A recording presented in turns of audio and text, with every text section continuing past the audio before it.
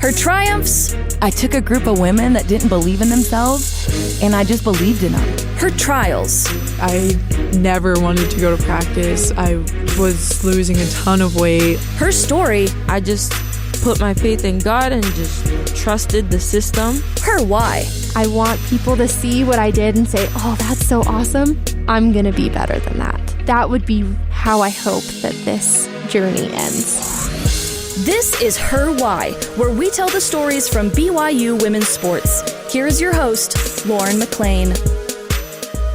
We're so glad you've joined us for Her Why, where we celebrate the women that make BYU sports great. Joining me today is BYU's new women's basketball assistant coach, Jordan Loera. Thank you so much for being here with me, Jordan. Thank you for having me. I'm excited. Yes, welcome to BYU. Thank you. We love that you're here. So what's been your experience so far on campus and in Provo? Because it is a new experience for you. Mm-hmm. Oh my gosh, it's been amazing. When I first got out here almost for my interview, it was great just connecting with people, and I'm just such a people person. So that was just a great feeling. And then when I was officially here, just everyone being awesome and helpful. And then the team, that's really what it's about. And so just the girls, just a great culture that Coach Whiting has put together. And then I will say I'm still making my way around campus, like all the buildings, all that kind of stuff. But I've been in this area before, but just to really be in here and live in the area, it's just been great. It's been just a great move. It's just reassuring move after a couple months, it's gone by. So yeah, it's been a great fit. Well, we had Coach Whiting on not too long ago, and she talked about just you and adding you to the staff. And she did mention how good you are with people, one of the things she loved about you. So how has that been, getting to know the team and the coaching staff and gelling with everybody? Amazing. That's just my favorite part about coaching. And, you just think of, I tell the girls this all the time, you think of how many teammates you've had throughout your playing career and keep moving places, whatever it is, you just come across so many people. And I just have always had the mindset that just people are amazing and awesome, and, just really taking the time to connect, taking the time to have really great conversations, and I just think that part right there has it's still developing, relationships take a while. And so I think just getting to know the girls more and more every day, every week, after every game, you just get to learn how they respond to different things. So that's always ongoing, but so far it's been great. And that's what life's about, right? The connections that we make with people and building those relationships. For sure. You have some incredible other assistant coaches that you're working with. So just for fun, I know you've only been here since September. We're going to do but I want you to describe each of your fellow assistants in one word. Could you do that? In one word? One word. How would you describe Lee Camard?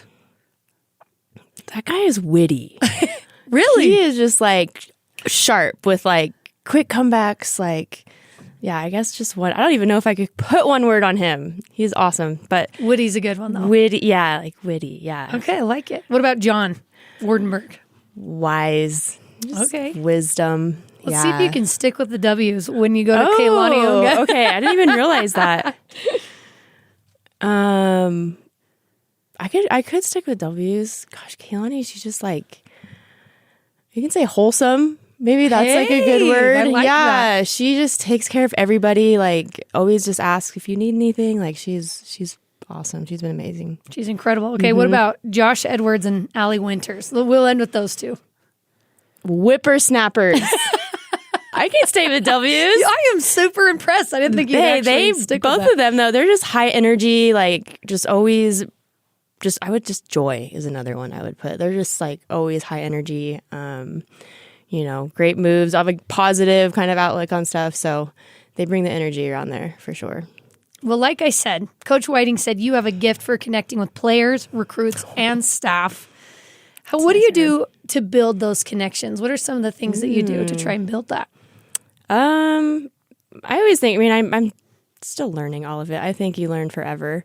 But I think what I've done maybe more recently is you just have to be intentional about it. You really, I think, have to take the time, to connect, to find moments, find opportunities to have those conversations, to have 5-10 minutes before practice and just check in with a couple of the girls, be like, how's class? Like, Yeah. how are things going outside basketball? Like, what can I help you with? That kind of stuff. So, still just doing that with these girls. And I think it's just, being intentional about how you want to be perceived in this person's life. Absolutely. Really. So Let's talk about that video you did with Coach Whiting a little bit more in depth, where you tried some of the creamery treats, because as you know, and you've probably learned here at BYU, they take their ice cream very seriously and their chocolate milk, So yes. What were your honest thoughts on those foods that you got to taste? They were amazing. I think that I'm used to Ben and Jerry's and like Cold Stone. I love ice cream. I love chocolate. The interview was so much fun. Like those social media girls, like they do an amazing job. But yeah, just to talk and eat is a little different. I was like, girl, just tell me what to do. This isn't like etiquette, but it's okay. We'll be fine. No, everything. Yeah, it was amazing. I think it's great to have that on campus. I think that's like a good recruiting tool, like you have little things about each campus that just makes it, stand out. So I think that's one of them for sure. And you mentioned that you like to ski. Have you ever skied in Utah? I have. Where'd you go? Yes, I've been to Bryan Head. Okay. So because you're at SUU. I lived in Cedar City. Skiing was one of the first things I picked up after I got done playing basketball. And I've been to Park City. It's a very expensive ski day. Yes, it is. But it was a blast. Yeah, so I've been to a couple places. So you didn't start skiing until after? Mm-hmm. I might have gone once, I think, in 7th grade, but then once just playing summer ball and that kind of stuff. Okay. Yeah, just trying to take care of my body and it's very smart. Yeah, skiing Skiing can be sketchy, so that's a good thing. Very. Let's kind of dive into your upbringing. You come from a family that has a rich sports background. Mm-hmm. What role did sports play in your life growing up? Yeah, I think early on it was something that was there, and we did it for fun. So my parents met in Co-ed City League playing basketball. Really? My uncles were in it, all their friends, so they just met like that.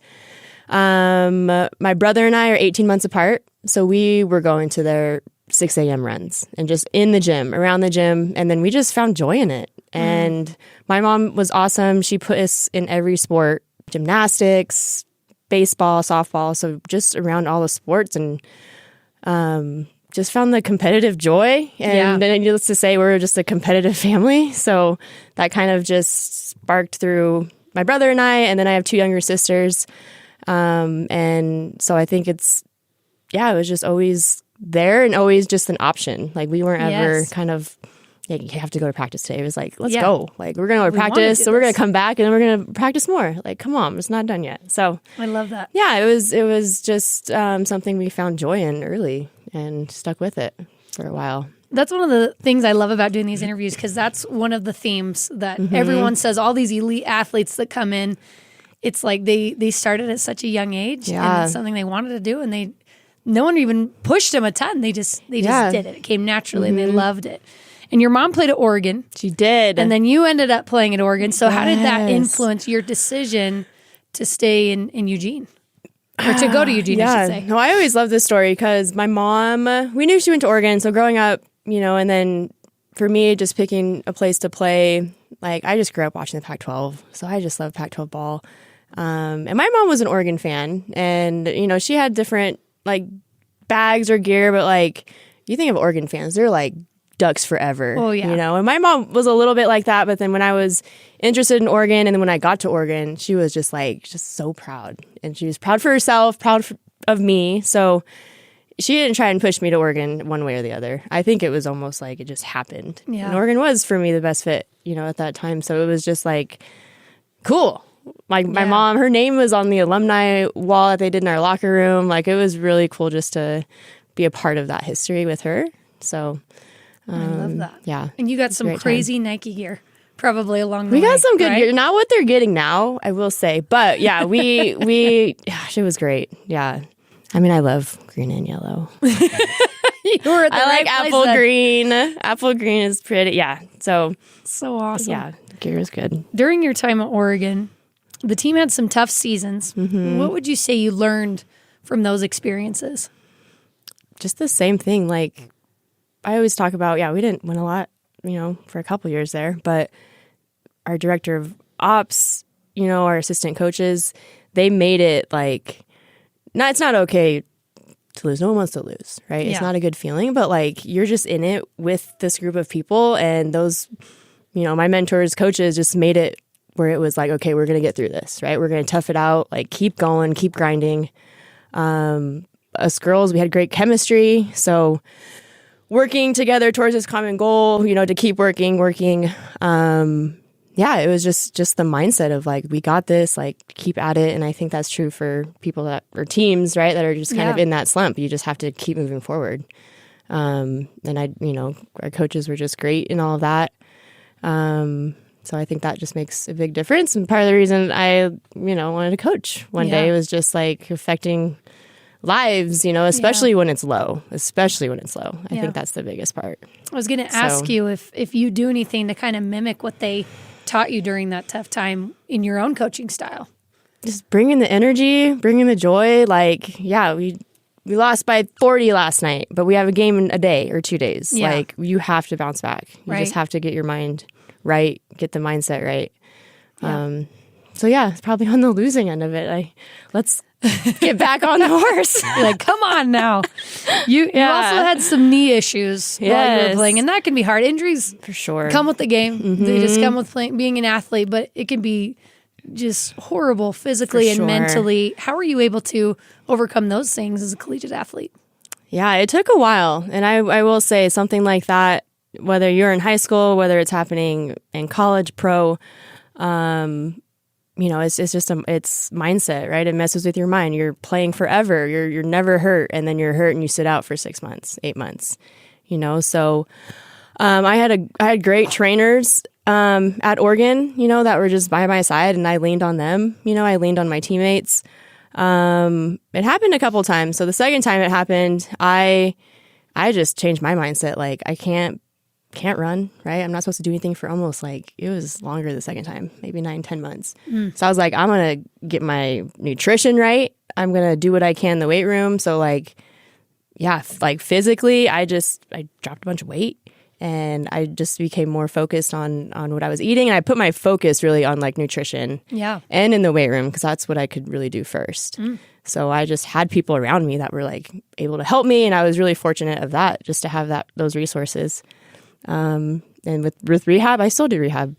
It was just something that I was able to just keep on. But it's definitely, I would just say you just have to find those people to really lean on, and you'll have those days, where you're just like, man, I'm not feeling it today. But you still show up. You can fake it for a little bit, and then you go home and deal with it. But just leaning on those people, leaning on my family. That was always a big thing too. So you try to control the things that you can control. Exactly. Or in your grasp, and then kind of let the other things go or take care of themselves. Exactly. Yeah. One thing you couldn't control, unfortunately, is Paul West said your original coach at Oregon was replaced by Kelly Graves. Yeah. So you had a coaching change in there. What was that like going through that? Because that's a difficult thing when you commit to somebody else. For sure. Yeah. It's just difficult in that some things are unknown, right? You're going through with the coach and everything that and what you guys have done for 3 years. And then everything will change, right? You have different coaches, styles, all of that. I was familiar with Coach Graves, just being in Spokane. So that was just really great to know him, kind of know more of his system. And I think in the grand scheme of things, just being able to adjust, right? Yeah. And I think that's something my teammates our teams throughout those years, you're just adjusting to new styles, new coaching styles, and just everything just being different. And it was great to have Coach Westhead and his system and his styles. That guy is a mad genius, and he has his 30 for 30. He's coached at all levels.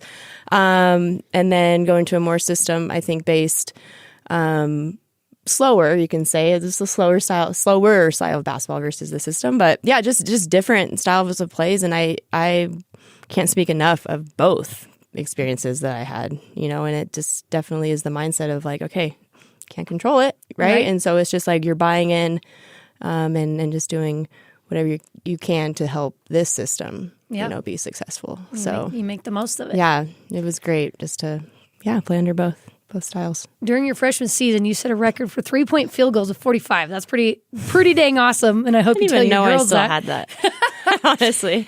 What do you remember most, kind of to wrap up your time as a player, what do you remember most just about that time? Clearly you were an amazing player, had some difficulties, but what stands out the most? I mean, just how much fun we would have as a team. Like, your teammates are just like everything, right? I remember towards the end of my career, I hurt. My body was like, when are we done?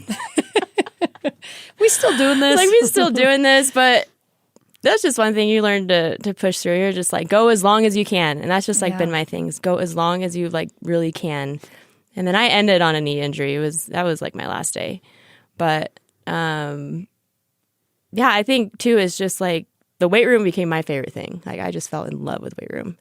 So I think looking back, those days where you're just grinding in there with your team, right? You're grinding in practice. Like, that's just kind of what I look at is looking back the most, probably. So I love that. And after you graduate, you get into coaching. Mm-hmm. How did that all come about? Yeah, so I didn't start coaching right away. I worked and lived in Bend, Oregon, doing some sales and marketing. Stepped away from the game. Did some skill and development training throughout there. And my last year in Bend, I coached at Summit High School. So got back into coaching a little bit. You know, I knew it was always there for me.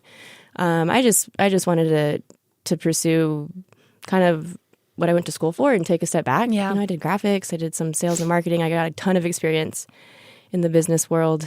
Had a season pass to Mount Bachelor to ski. Hey. That was fun. Spent 2 years just living on the mountain. It was actually awesome. Hopefully your knee was okay for that. Yeah, and that was the thing. Like, it just kept rehabbing, and my knee started. It was good. Like, I'm not like a diehard skier. Yeah, like my S's are very big, and sunny days, all that kind of stuff. But so coached high school, and then wanted to get just more into it as far as just keep working with these girls. And then I did some camps overseas with NBC camps out of Spokane, Thailand, and Austria. Wow. So those were just amazing experiences. And then just an opportunity opened up to be a grad assistant at Southern Utah. One of my former teammates was a coach there at the time. And so just put a good word in for me. And now I'm really close with those coaches that are still there. Had a great grad assistant experience, and then got hired at Eastern 3 years ago. Wow. Most 4. So how were you able, because this always blows my mind, to go to school for your master's degree while also trying to be a coach? How did you balance those two things? Yeah, for me, I felt that it was helpful. I was a little older, so I wasn't coming right off of my undergrad. I had some time just to step away from school. Like, I just wanted out of it a little bit, like school and just taking care of my body and just getting it out of the game for a little bit, not completely out of the game. But with just the master's program, I was just like I was more into it a little bit. I was ready. I was just like meeting with people on campus, talking to a bunch of people. And Southern Utah was just great in that it's not huge. So like you're able, like my internship was kind of with the team and with international studies, but it was busy. It's busy. Yeah. Like, I'm used to busy, and my program was online. So it was nice to be on the road and to finish school on road trips kind of thing. So yeah, it was a busy couple of years. But as a grad assistant, you just get to see, right? You get to see, a little bit more on the back end, and then just relating more to the girls too. Like, right. Hey, I'm in school too. Like, yeah, we could do this. You're only a couple of years older. Yeah, than most of them. Yeah, yeah, I love it. You went from SUU to Eastern Washington, which is about 90 miles, right, from where you grew up. Mm-hmm. What made Eastern Washington the best place for you at that time? Yeah, at that time, I knew I wanted to coach. I knew that was just where I felt like, it was just that time in my life. And when Jody got the job out there, almost perfect situation, just being close to home, being around family. I hadn't lived in Washington in a while since then. I mean, not even since I left, really, from high school. So, and just being a big family person, I was just really grateful that Jody really did take that chance on me, and just coming out of grad school, not really having an assistant coach title.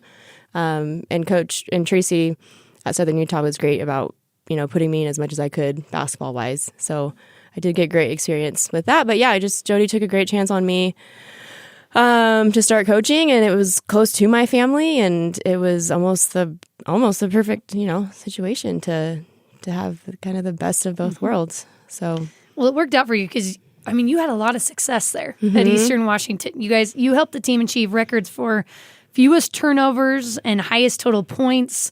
In your second season, the team improved from 9 to 19 wins. How did you approach building an efficient, high-scoring team like you guys had? Yeah, so it was a whole new coaching staff. So we all came in together, Jody Skip and then Brandon Morrison and I. And I don't know, for us, it was, we were all still new to each other too, right? So you're trying to figure out, okay, what is Jody like? What is she trying to get at? It's a lot of meetings. You're just talking about what is the direction of the program? What's the culture?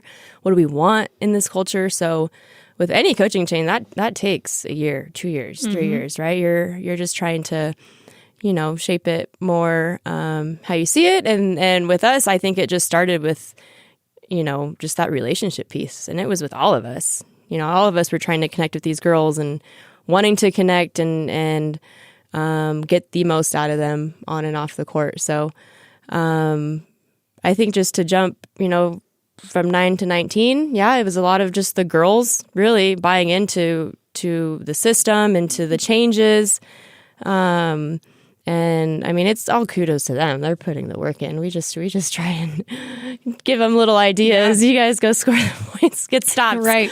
But yeah, I think it's just it was just the mindset of we are a really good basketball team. This has to change in the culture a little bit. This has to change. So I think the buy-in was there early, and then from there we just kept moving up. That's huge. We're going to take a quick break, but when we come back, Jordan talks about getting hired as an assistant coach for the women's basketball program. This is her why. Hey Cougar fans, this is Lauren McLean. We have some amazing shows here at BYU Radio, including the Big Stories podcast, where host Cleon Wall shares real-life stories from the Big 12 and beyond. Last season, Cleon brought you stories about TCU point guard Darius Ford, who went from homeless teen to college hoopster. And Kansas play-by-play announcer Brian Haney shared how he found meaning in his life by organizing a basketball tournament to raise money for kids with cancer. This season, the podcast traveled to Tucson, Waco, Houston, and other cities to bring you more amazing and inspiring tales. So check out Big Stories wherever you find podcasts or on the BYU Radio app.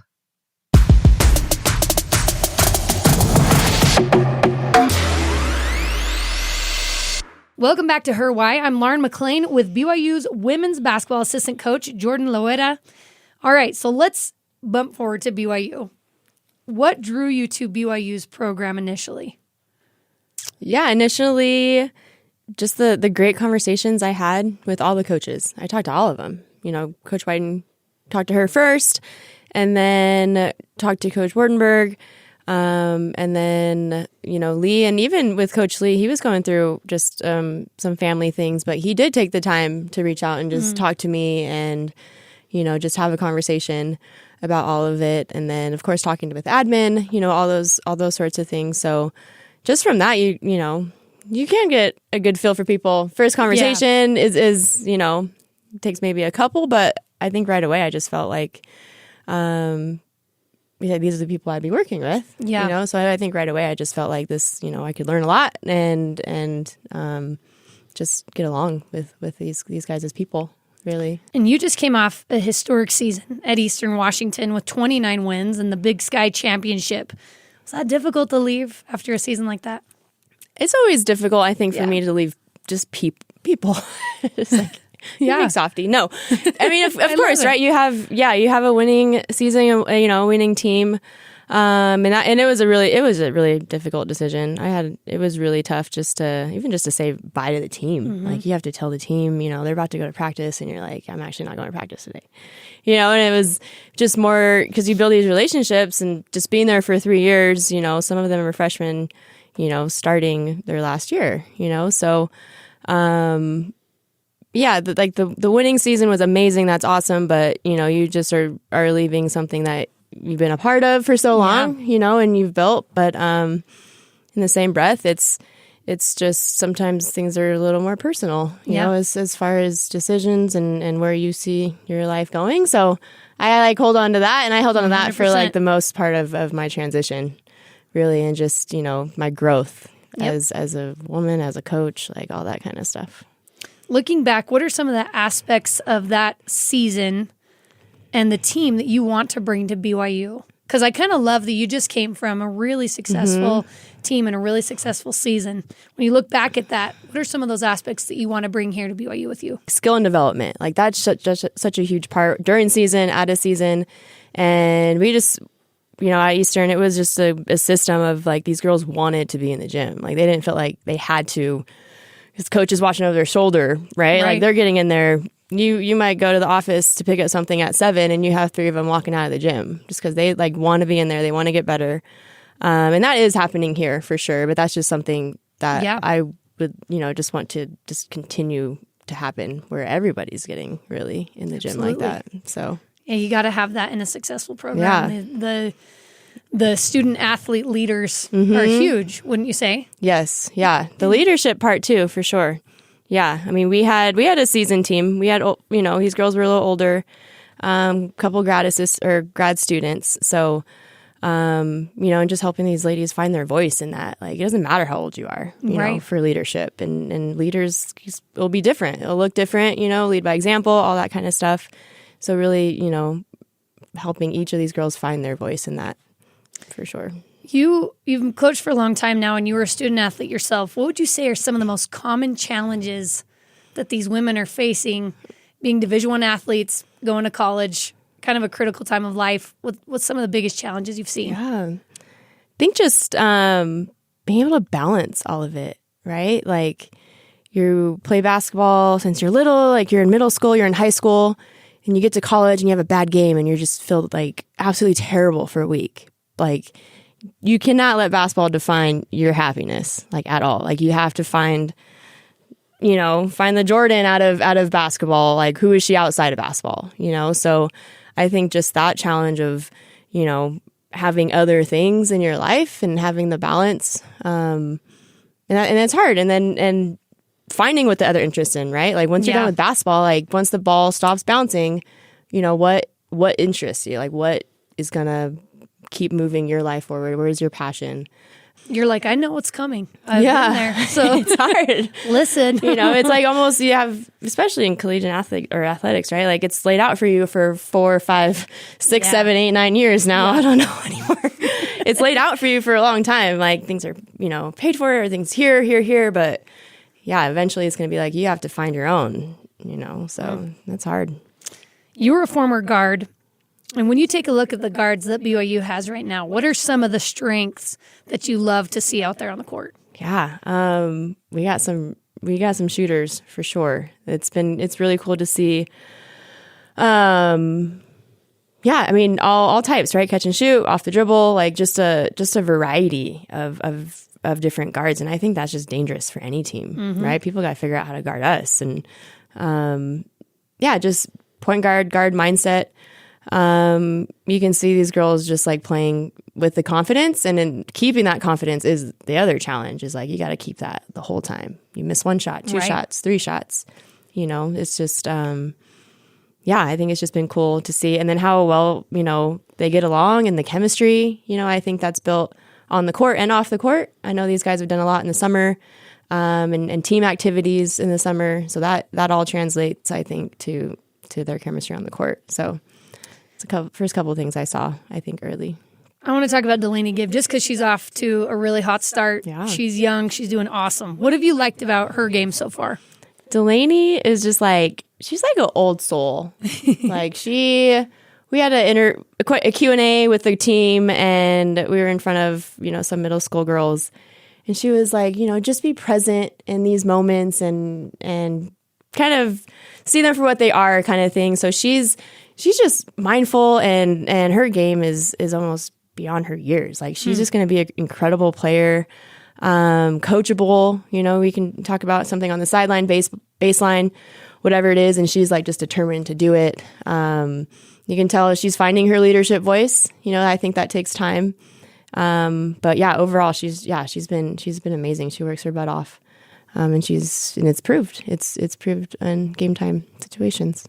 And you're like, just so you know, you guys, I hold the record at Oregon for 3-point shots as a freshman. I didn't even know I still had that record. I didn't even know I had it, probably. I love it. You got to double check that and throw that out there to everybody. Oh, my goodness. All right. What are some of your goals for this season, both for the team and for yourself as a new member of the BYU staff? Just finding the chemistry, keep finding it early. And then, in game situations, like riding the roller coaster, right? And I always think just game management, right? Like you get a couple buckets, you're scored on, right? You're down, like this next possession, like we have to score. So I think just growth in the team with that will be huge. That takes time. And just for those girls to, winning is always great, right? We want to win. We want to win against big teams, top 25 teams. I think that's just what's great about the Big 12 is there's really good teams in our conference, and every night we have a chance to knock one off. So just getting a couple of those under our belt, and for those girls to feel that and to feel like, we belong here, that will be huge. And just as a coach, I think just build those relationships and see where I can just impact, where I can just impact the most, really. Just doing whatever I can, whatever the coaches need of me, whatever the team needs of me. I'm very just receptive, and I know I have a lot to learn. So just being, fully in that mindset all year. My last question for you is, what do you find most rewarding about coaching, especially in the college setting? I think it's just a cool part of a young woman's life. Like just being a part of that journey for them. Like they're trying to figure out school, they're trying to just figure out who they are and what they like, what they don't like, and just seeing their growth and all of it. I think that's just my favorite part is to see them almost like it clicks, right? For some of them, it really clicks and they're like grow into it and they're like in it and they're like, yeah, I got this. Or like just the confidence once you see these girls just like overly confident about everything. That's what's really, really cool. I'm here with BYU women's basketball assistant coach Jordan Loera. Jordan, thank you so much for taking the time and being here with me. Good luck the rest of the season, and you're doing incredible things. Awesome. Thank you so much for having me. This was fun. Thanks to Annie Robinson and Sydney Simpson for producing this episode with senior producer Cleon Wall. Her Why is a production of BYU Radio.